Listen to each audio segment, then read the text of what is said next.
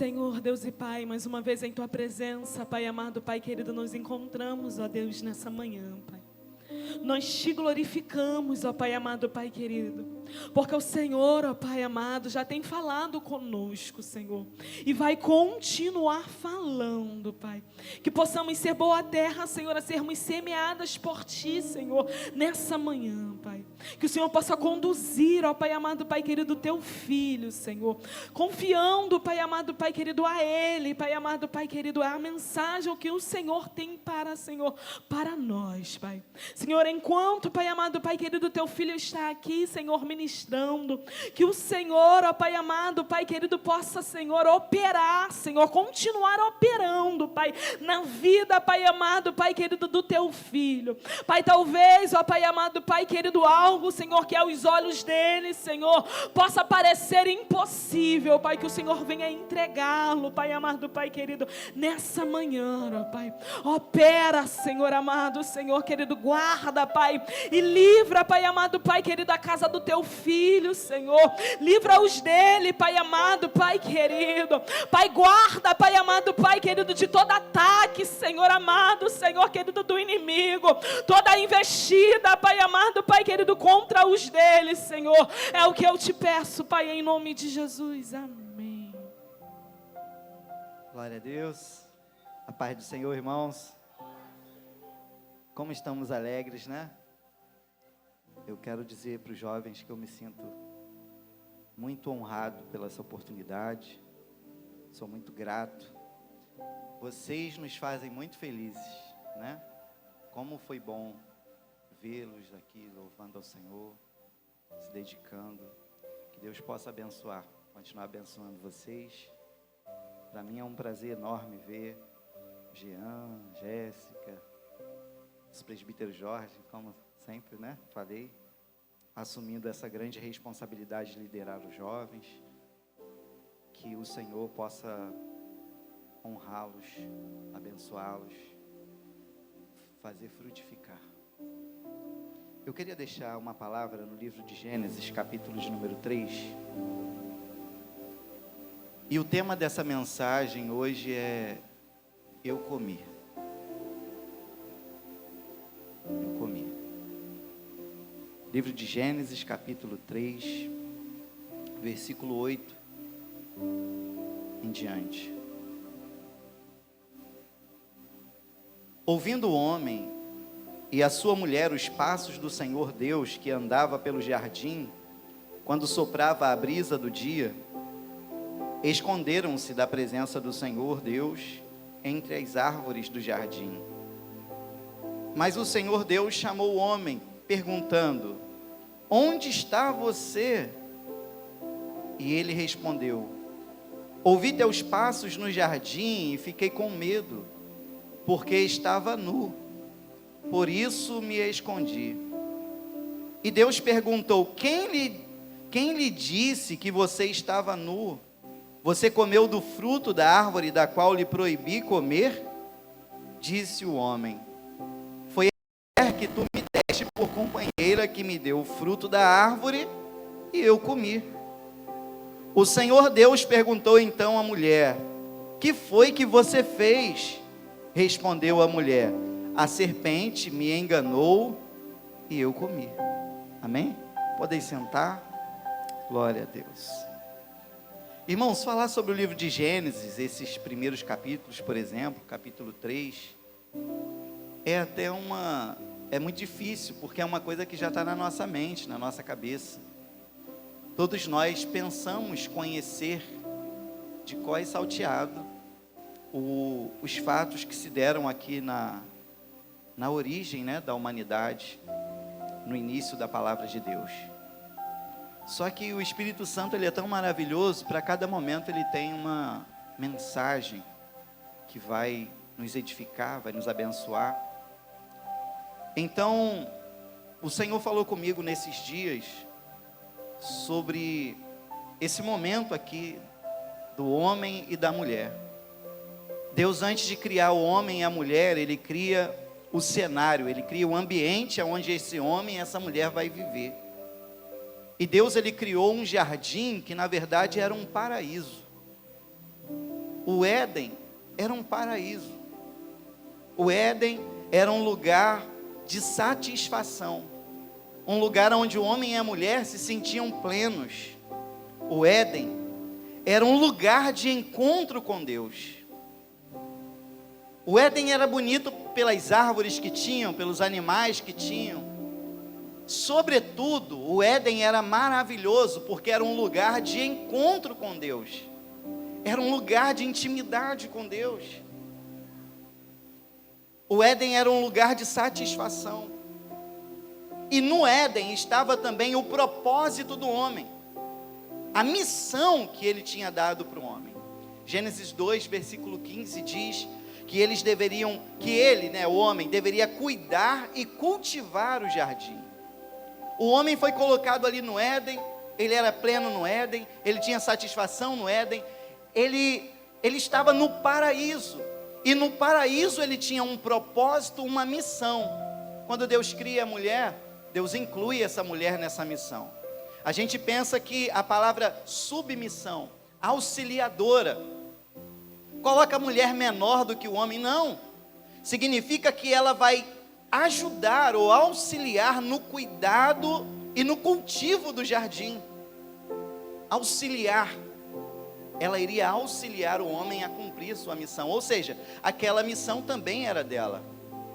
A mulher recebeu a missão assim como o homem recebeu. Então os dois estão no paraíso, num lugar de satisfação. Ali eles têm um propósito, ali eles têm uma missão, ali eles têm encontros com Deus constantes, diários, permanentes. Imagina como era esse lugar. Eles eram plenos naquele lugar. Ainda falávamos hoje na escola dominical que os nossos amigos que não vivem na presença de Deus, eles não nos entendem, a gente não vai criticá-los por isso. Porque talvez seja muito comum para o homem natural, alguém religioso, ir à igreja no final de semana, no domingo.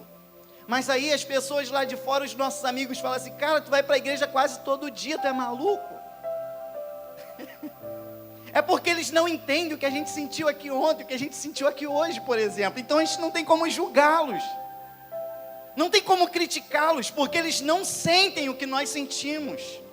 Eles não viveram, eles não vivem a experiência que nós vivemos neste lugar que Deus nos deu.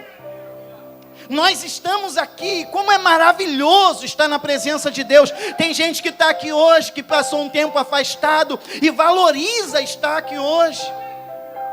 Tem gente que está aqui hoje, mas viveu uma vida afastada de Deus desde o seu nascimento, passou pelas drogas, bebedeiras, vários relacionamentos malucos, mas tiveram um encontro com Deus e hoje estão aqui e valorizam isso. Como é bom estar na presença de Deus. O salmista disse: uma coisa eu vou pedir ao Senhor e a buscarei, que eu possa habitar na casa do Senhor todos os dias da minha vida. Quem vive numa constante experiência, num constante comunhão com Deus, irmãos, não quer perder isso. É satisfatório. Somos felizes por estar aqui. O jovem que vive numa vida espiritual, aceso, ele tem satisfação na vida. Foi o que nós ouvimos na pregação de ontem. Só que o nosso adversário ardil, ele não está brincando. E ele vai investir pesado na nossa vida. Por exemplo, a Bíblia, quando apresenta Satanás, diz que ele usou o animal mais astuto do jardim. Ele chegou no jardim: eu quero usar alguém para derrubar esse casal. E eu não vou usar qualquer pessoa, eu não vou usar qualquer arma, eu vou usar a mais forte. É assim que o nosso adversário vem. Ele pega o animal mais astuto do jardim. Esse aqui é o que vai me servir para derrubar esse casal, porque eu preciso usar uma arma poderosa contra eles. E Satanás começa a sua ação de derrubar o homem e a mulher. E ele começa por uma conversa, ele começa por uma ideia. A batalha se dá aqui, na mente. O homem e a mulher eram plenos, eles tinham toda a instrução de Deus, eles sabiam na sua consciência o que Deus queria deles. Só que Satanás, ele veio questionar. Foi isso mesmo que Deus disse? Que vocês não poderiam comer de toda a árvore do jardim? Não foi isso que Deus disse. Não, Deus disse que nós poderíamos sim comer de toda a árvore do jardim. Só que tem uma que ele disse assim: dessa vocês não comem. E o que nós lemos aqui na NVI diz assim: Deus proibiu eles de comer. Proibir. Deus que proíbe.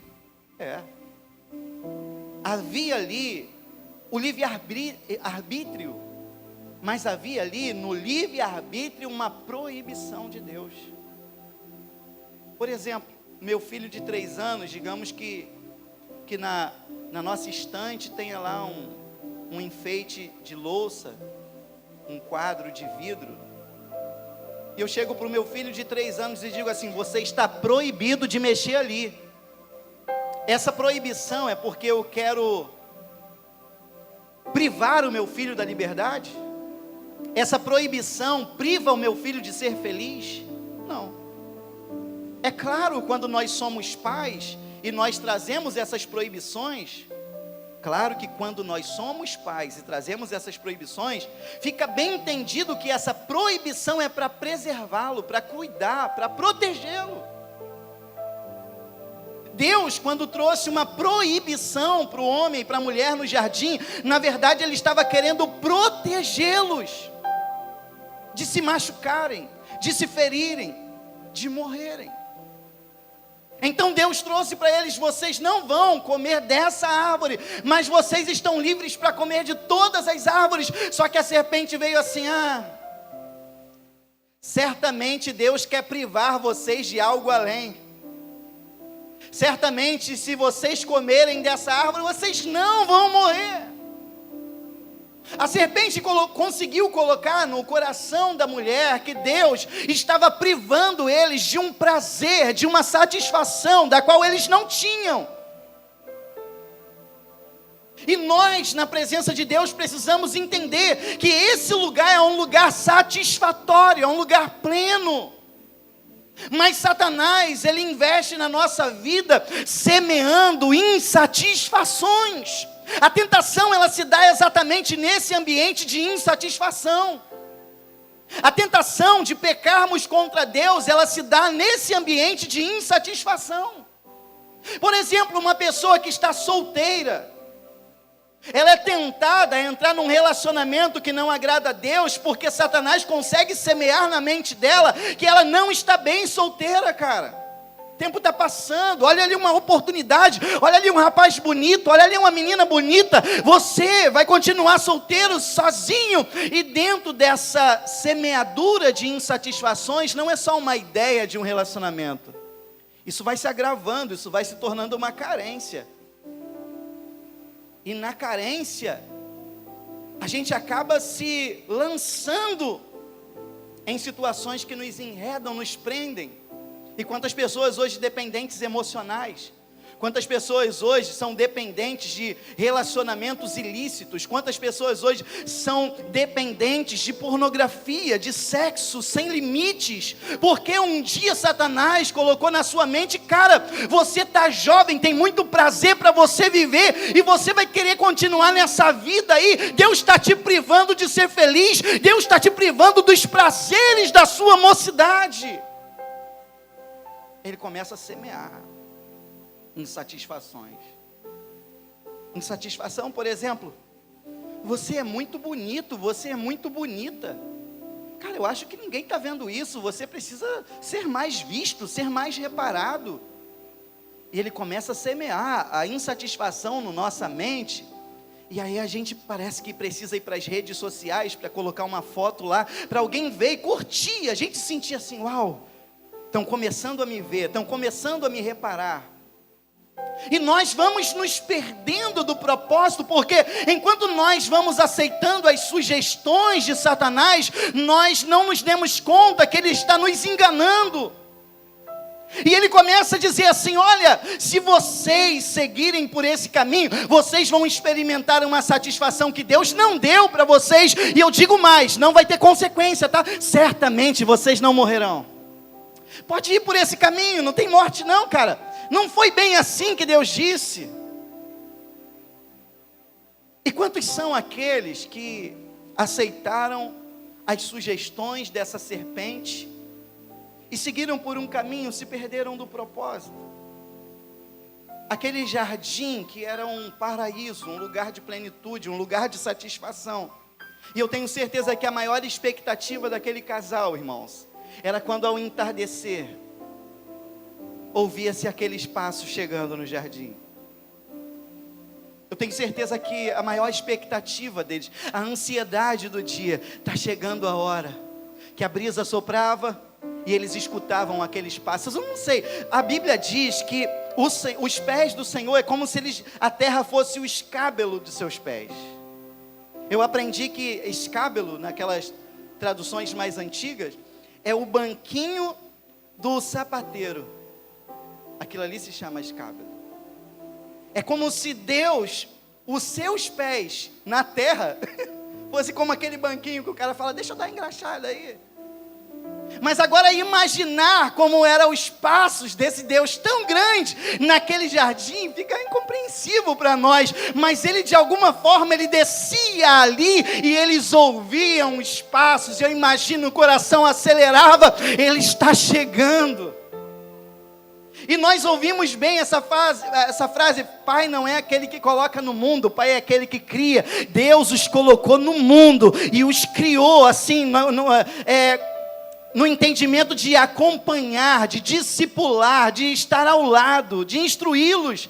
Todos os dias Deus estava ali e tinha aquele momento de comunhão com Deus. Como é bom desfrutar dessa intimidade com Deus.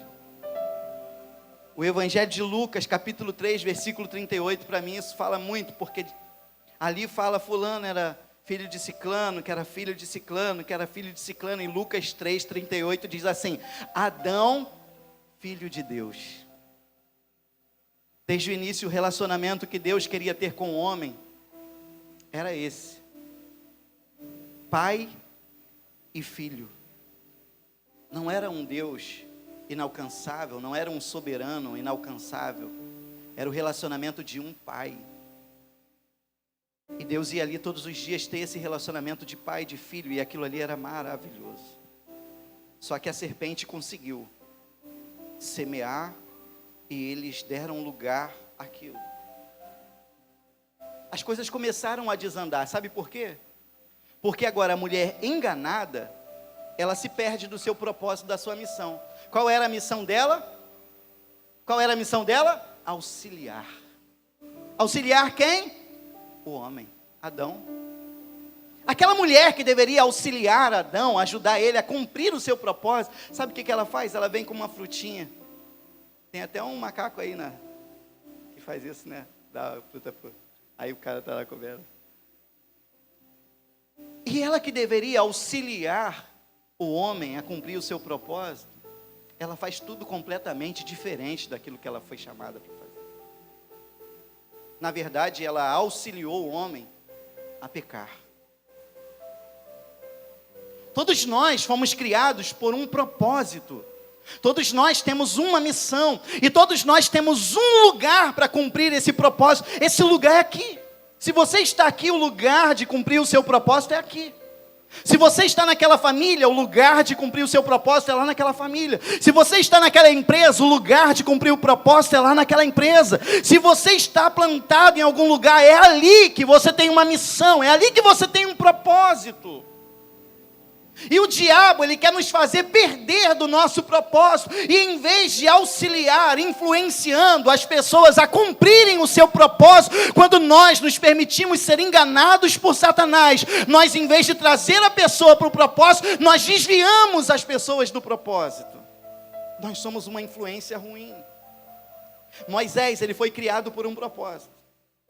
A Bíblia diz que ele cresceu lá no palácio do faraó, ele foi formado nas faculdades do Egito, ele comia bem, ele dormia bem, só que, cara, ele tinha um propósito. Deus criou Moisés com um propósito. E no livro de Atos dos Apóstolos, capítulo 7, versículo 20 ao 25, na pregação de Estevão, ele fala sobre Moisés. E quando Estevão fala sobre Moisés, Ele diz que um dia Moisés decidiu ir visitar os seus irmãos. Ele já era um príncipe do Egito. E quando Moisés decide visitar os seus irmãos, ele começa a ver o quanto o Egito oprimia os seus irmãos ali. Teve uma hora que um hebreu apanhava de um egípcio e o chamado de Moisés gritou muito forte diante dele. O chamado de Moisés, o propósito da vida dele começou a sacudir ele por dentro, de maneira que eu estou vestido de príncipe do Egito, mas eu estou vendo o meu irmão aqui apanhando de um egípcio. E Estevão diz assim: e pensava Moisés que os seus irmãos entenderiam que Deus tinha chamado ele para ser líder deles. E quando Moisés acreditou naquilo internamente, que os meus irmãos vão me entender, que Deus me chamou para libertar eles, Moisés foi lá e matou o egípcio. Sabe o que eu quero dizer? Nós temos um propósito de libertar alguém, de ajudar alguém, de edificar a vida de alguém. Só que às vezes nós podemos estar tão envolvidos com o Egito, com as faculdades do Egito, com as roupas do Egito, com a moda do Egito, que talvez a gente não consiga ouvir o grito do chamado, do propósito que está dentro de nós.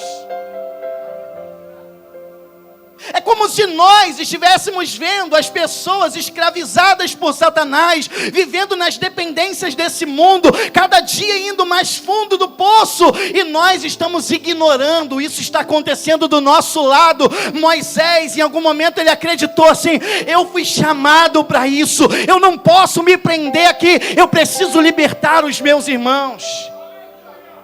Eu quero te chamar a atenção aqui, jovem, a um propósito de Deus para a sua vida. Talvez você seja só um adolescente, você não entenda muito disso, mas já há algo dentro de você, já há um fogo aceso dentro de você, é desde o ventre da tua mãe. Deus disse para Jeremias: Jeremias, você estava no ventre da tua mãe, eu já tinha te santificado, te separado, e às nações eu tinha te dado a profeta. Deus já te escolheu desde o ventre da sua mãe. A grande questão é: você vai ignorar esse propósito? Você vai ignorar esse chamado? Porque quando nós ignoramos o chamado de Deus na nossa vida, sabe o que a gente faz? Em vez de trazer alguém para cumprir o seu propósito, nós desviamos essas pessoas. E Jonas no barco de um ímpio, irmãos, é ele que traz a tempestade. Alguém fora do propósito na vida de alguém, as tragédias é por causa do desviado, não é por causa do ímpio não. O ímpio já está caminhando para o inferno na estrada bem pavimentada. O diabo não quer nem botar um quebra-mola para ele bater com a cabeça no teto. O ímpio está indo para o inferno. Mas quando um desviado do propósito entra na vida de um ímpio, irmãos, ele destrói até a vida do ímpio. Então Eva se perdeu do propósito. Deu a fruta para o Adão comer. E Adão comeu. Na hora que eles comeram, os seus olhos se abriram. E eles perceberam que estavam nus. E aí a ideia: vamos cozer folhas de figueira e vamos cobrir essa vergonha aqui, que não dá para ficar desse jeito. A gente tem que dar um jeito nisso. A gente já cometeu erro, vamos consertar as coisas. E eles fizeram as folhas de figueira e se cobriram. E aí, Eva, tá legal? Tá legal. Tá legal, Adão? Tá legal. Eles estão transitando no jardim, folhas de figueira. Para eles está bom. Aquele ainda é o lugar, aquele ainda é o paraíso, aquele ainda é o lugar de encontro com Deus. E entre eles, tá legal andar assim. Já resolveram, entre eles tá bom. Já cobrimos, já tá legal. Por que para eles está legal? Porque os dois estão na mesma condição. Para quem está na mesma condição, irmãos, qualquer coisa está legal. Mas aí, irmãos, quando pisa no jardim,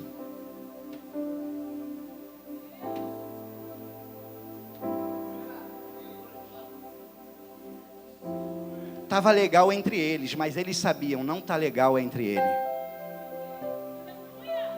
Dá para ficar assim entre nós, mas na presença dele, eu sei que não está suficiente. Sabe por que eles se escondem? Por que eles não se esconderam um do outro? Mas eles se escondem de Deus porque sabem que Deus vai olhar, e no olhar de Deus já vai estar a insatisfação de Deus. Deus tinha prazer em ir no jardim e encontrar com Ele. Mas eles sabiam que no momento que se deparassem com Deus, eles iriam ver no rosto de Deus, na face de Deus, a tristeza por não encontrá-los como Ele gostaria. E é por isso que muitas pessoas hoje estão se escondendo de Deus. É por isso que muitas pessoas estão dentro da igreja, irmãos, estão se escondendo de Deus. Se escondem de Deus porque sabem, agora Deus vai falar.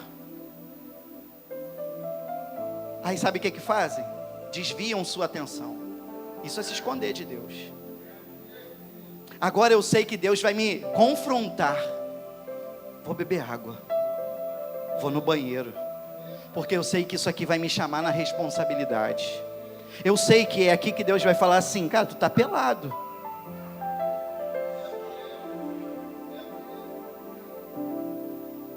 Deus chegou no jardim, irmãos, e os passos que deveriam trazer aquela sensação assim: ai, Ele está chegando. Aqueles passos trouxeram um pavor. A certeza era uma: Deus todo dia vai vir. Hoje Ele vai vir de novo. Agora, como que um homem, uma mulher que se desviou do propósito vive os seus dias? Sabendo que até dá para viver um tempo com folha de figueira, mas sabe que um dia já está certo. Não é uma ideia, não é uma opinião, não é uma coisa que alguém falou. Um dia ele vai voltar e ele vai pisar sobre a terra. Um dia ele vai voltar para prestar conta. Como é viver sabendo que isso vai acontecer a qualquer momento? Como não há temor no coração de alguém que viveu a plenitude da glória de Deus no paraíso e se desvia do propósito, sabendo a qualquer momento Ele vem? É pavoroso, é assustador. Lembra do episódio do Chaves, que ele fica comendo bolo? Só por trás. Adão, onde tu estás? E Adão chega que nem o Chaves, todo sujo. Roupa não, sem roupa. Todo sujo do que ele comeu. Aí Deus olha para ele assim: você comeu do fruto que eu te proibi? Deus sabe que ele comeu, sim ou não? Chaves faz como? O Chaves faz assim, né? Não. Já vamos caminhar para o final. Adão respondeu para Deus: a mulher que tu me deste me deu. Adão, de quem é a culpa? Essa semana eu fiz uma enquete, uma pesquisa, fizemos até debate. De quem é a culpa, irmãos, do pecado do Éden?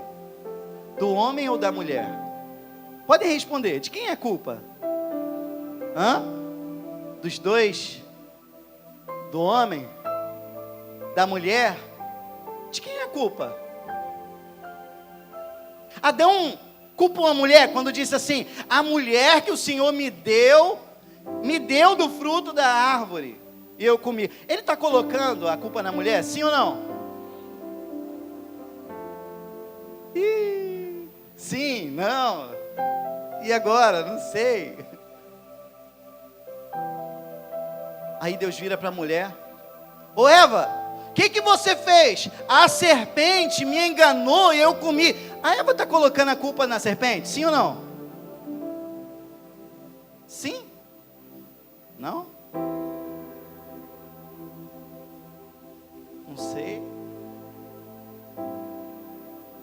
Quem deu a mulher para o homem? Quem? A mulher que tu... Não foi Deus que deu? Adão não está só falando que foi Deus que deu? A serpente enganou a Eva? Sim ou não? E ela falou assim: a serpente me enganou. Ela está colocando a culpa na serpente? Irmãos, eu não quero desconsiderar toda a interpretação ao longo de anos. Porque assim, Adão, você comeu? Era fácil ele responder: comi. Eva, o que aconteceu? Eu comi. Era simples a resposta. Mas eles decidiram contar a história, contar como aconteceu. Eles contaram exatamente o que aconteceu. Porque Adão poderia dizer assim: Senhor, se o Senhor não tivesse me dado essa mulher, talvez a história poderia ser diferente. Na verdade, eu acreditei que essa mulher estaria aqui para me ajudar, e ela veio com essa fruta aí, me convenceu. Adão, ele poderia sim justificar que ele errou e a culpa era da mulher, mas ele contou a história como ela aconteceu. E a Eva contou a história como ela aconteceu. O que eu estou querendo dizer aqui, irmãos, que pecado não é algo que as pessoas colocam na nossa vida. O pecado é uma decisão nossa. E às vezes o pecado vai vir por uma influência que talvez seja de alguém que nós esperamos que vai nos abençoar. Talvez a gente acredite que essa pessoa está aqui para nos ajudar a crescer, a frutificar no reino de Deus. Mas talvez a influência para pecarmos estará nessa pessoa. E isso não vai nos justificar diante de Deus. Mas o que me chama a atenção é que eles não apenas falam: não comi. Eles não dizem: não, eu não comi. O Chaves, sujo de bolo: Chaves, você comeu bolo? Não, não comi. Por que eu estou querendo trazer isso? Porque apesar o Adão dizer: Senhor, a mulher que tu me deste, me deu. Mas ele finaliza assim: eu comi. A mulher diz a mesma coisa: a serpente me enganou e eu comi. O que Deus falou comigo essa semana, sabe o que foi? É nós ficarmos negando o que é óbvio. É nós ficarmos querendo dizer que não fizemos o que está claro aos olhos de Deus. É nós queremos negar que nos perdemos do propósito, nos perdemos da missão, e Deus está te confrontando, Deus está falando com você: ei, você está num lugar, num paraíso, num lugar de satisfação, num lugar de intimidade comigo, e você está se perdendo desse propósito. Eu vim aqui. E quanto tempo mais você vai ficar dizendo: eu não comi? Deus está esperando ouvir. Porque arrependimento de pecado é sequência de alguém que confessa e que se arrepende do seu pecado. Agora, você vai querer ficar longe desse lugar de intimidade, sabe por quê? Quem pisou no jardim não foi um juiz. Quem pisou no jardim não foi alguém que ia ali para exterminar o homem e a mulher. Quem pisou no jardim foi um pai.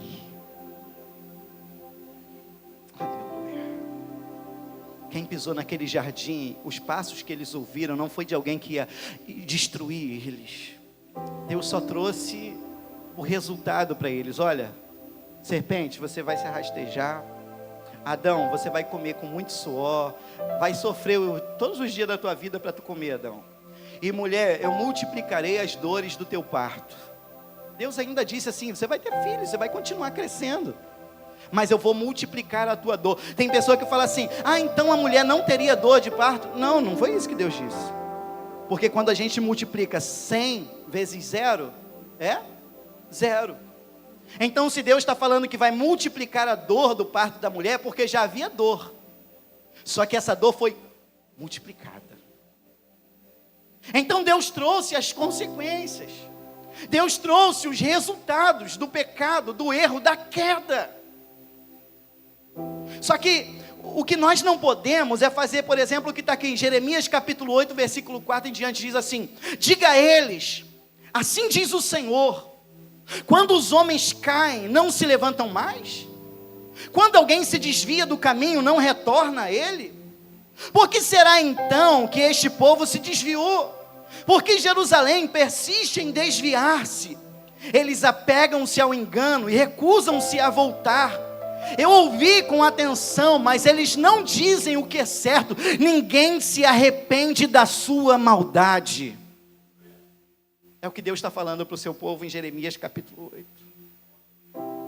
Quando Deus pisou no jardim, Ele não pisou para condená-los, já era, está acabado. Não, Deus esperava ouvir alguém reconhecendo: eu comi, Senhor. E por mais que eles trouxeram uma justificativa, eles reconheceram: eu comi. E desde o dia que eles comeram, as coisas nunca mais foram as mesmas. Deus está querendo te livrar de comer o que não é para você comer. E para alguém que comeu o que não deveria ter comido, o Pai pisou no jardim para te dar vestes novas. Para te dar vestes novas. Porque não importa se de amigo para amigo está dando para viver do jeito que está. O que importa é se eu estou vivendo bem diante do meu Criador, diante do meu Pai. Vamos ficar de pé? Se o Ministério de Louvor puder me ajudar a cantar.